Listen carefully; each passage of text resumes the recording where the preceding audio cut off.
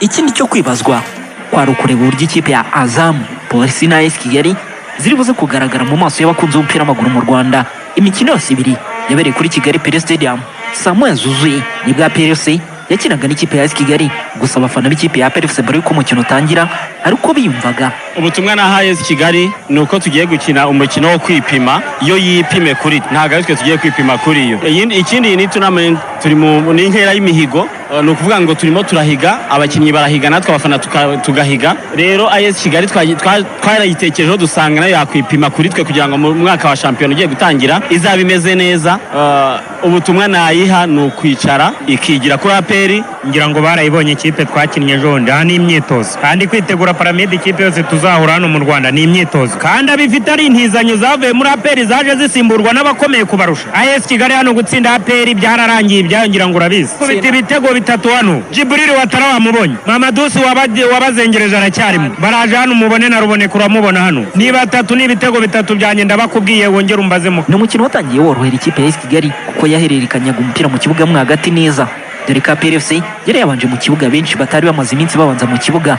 Ku munota wa 7 Dushimimana Olivier Muzungu uherutse gutizwa muri AS Kigali avuye mu ikipe ya APR yagonganye n'umunyezamu Ruhamya Nkiko Eva. Umusifuzi Rurisa Patience ahita atanga penalty yatewe neza na Rudasingwa Prince atsinda igitego cya mbere. Iminota 30 y'umukino yarangiye ikipe ya PLC itarabasha kwishyura igitego, dore ko yateye ishoti rimwe rigana mu izamu ubwo Mugisha Gilbert yoherezaga umupira mu izamu, ariko kubw'amahirwe make ugaca ku ruhande. Mbere y'uko igice cya mbere kirangira ku munota 45 Richmond Lamte yateye kufra ayerekeza mu izamu rya AS Kigali. Bugingo Hakim agiye kutereka mu izamu, myugariro y'ikipe ya AS Kigali Isaac Eze akiza izamu. Igice cya mbere kirangira ikipe ya AS Kigali itsinze APR igitego kimwe ku busa.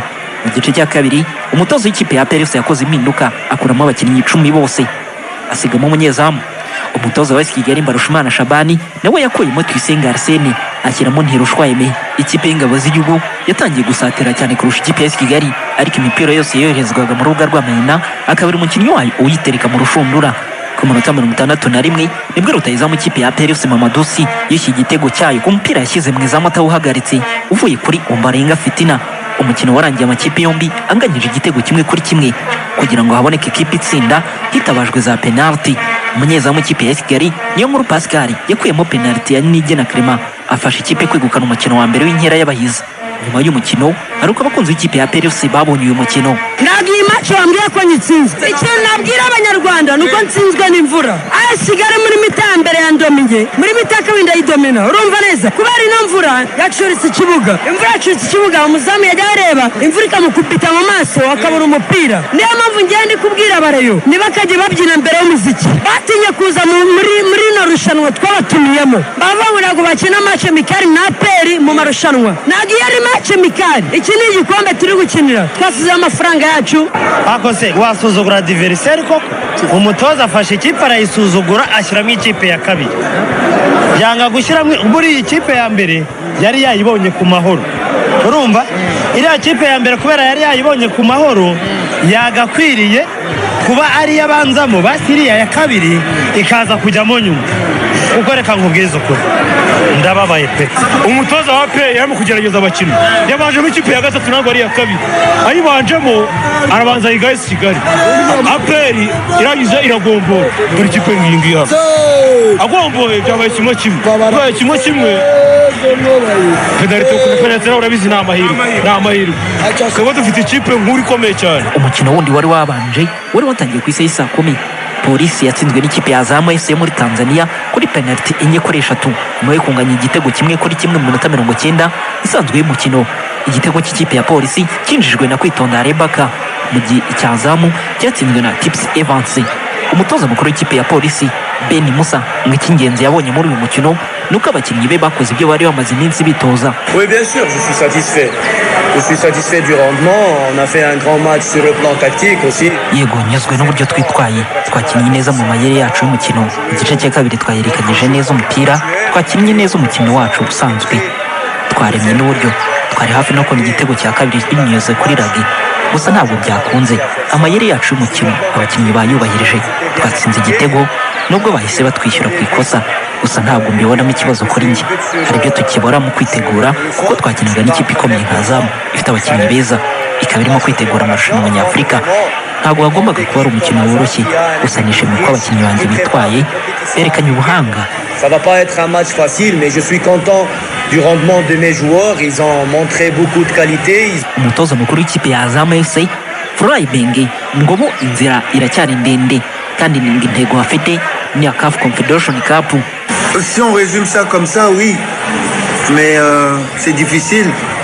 Après deux semaines de travail, c'est toujours... Bivuze muri make byaba bigoye nyuma y'ibyumweru bibiri dutanga imyitozo, niyo mpamvu buri gihe bigorana. Turatsinze gusa twari duhanganye n'ikipe igoye kuko twaje twishyura igitego, ntabwo yagize tworohera mu mupira y'imiterekano, gusa natwe twagumye mu mukino dukora neza. Hari amasomo twize, gusa inzira iracyari ndende, turacyafite inzira ndende yo kugenda mbere yuko tugera ku ntego zacu twifuza. Icyo turaje nshinga umukino wa Arimereke yo muri Juba, rero ibintu bigomba gukorwa neza. Notre objectif principal, c'est le match contre El Merreikh de Juba. C'est là où on devra bien régler les choses pour être parfait. Imikino y'inkera y'abahizi izakomeza kuri uyu wa kane tariki 21 Kanama 2025 ubwo Azam FC izahura n'ikipe ya Kigali. Itandukaniro byo mwapere no muri Stade Amahoro. Ikintu gihari nuko Kigali Pere ari uburyo abantu bayiyumvamo wenda kurusha uko bajya ku Mahoro, ariko si icyo cy'ingenzi, ahubwo ngira ngo tunakira abafana b'ikipe ya Pere ku munsi w'ejo. Songa mbere n'akabange babigarutseho bavuga ko bimwe mu bintu byatumye batagira abafana benshi bakina n'ikipe ya Power Dynamos. Hari ku cyumweru abantu bitegura akazi mu gitondo, harimo match ya Arsenal na Manchester United Premier League, abantu bari bagiye muri Stade Amahoro kwa gatanu Reyode. Wabonaga nyine izo mpamvu zose zishobora kuzamo zigatuma batabona abantu benshi, ariko ndababwira ni ngiye kugira ngo muhinyuze mugaragaze ko nyine izo mpamvu zari zihari mu bihinyuze uyu munsi. Uko babihinyuje buriya narebye match ndi kumwe na Songa mbere yambwira turabona ko ibyo twavugaga ari byo.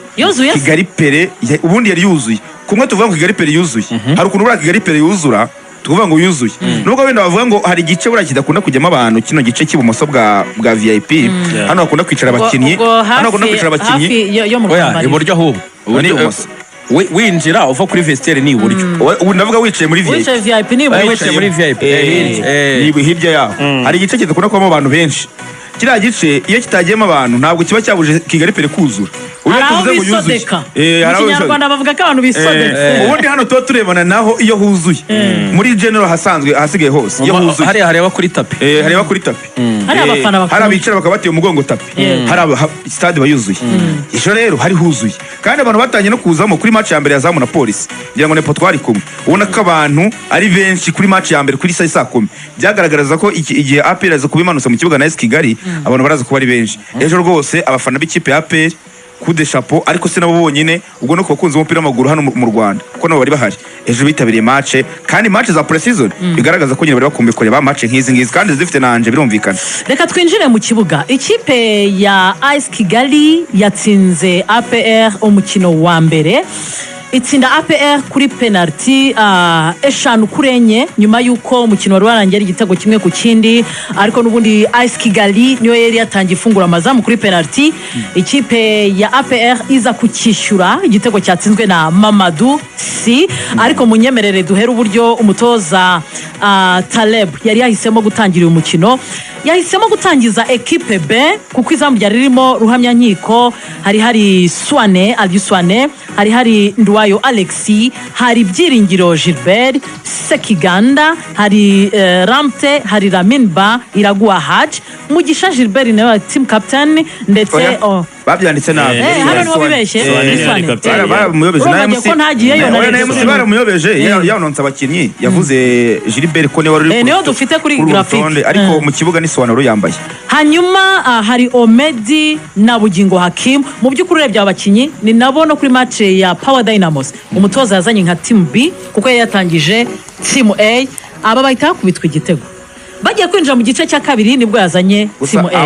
Abo tarabavaho harimo abakinnyi bari bagiye wenda mu kibuga bwa mbere batangiye, umukinnyi nka Ronald Sekiganda niyo match ya mbere yarakinye muri APR niba nibuka neza, na ni match yakinnye abantu bari ba Ronald Sekiganda yateyeho umukino ya gicuti imwe baje mbere bava ku Ntare yarakinnye ku Ntare yego hari match yarafite ikigoroba bakini ni Ntare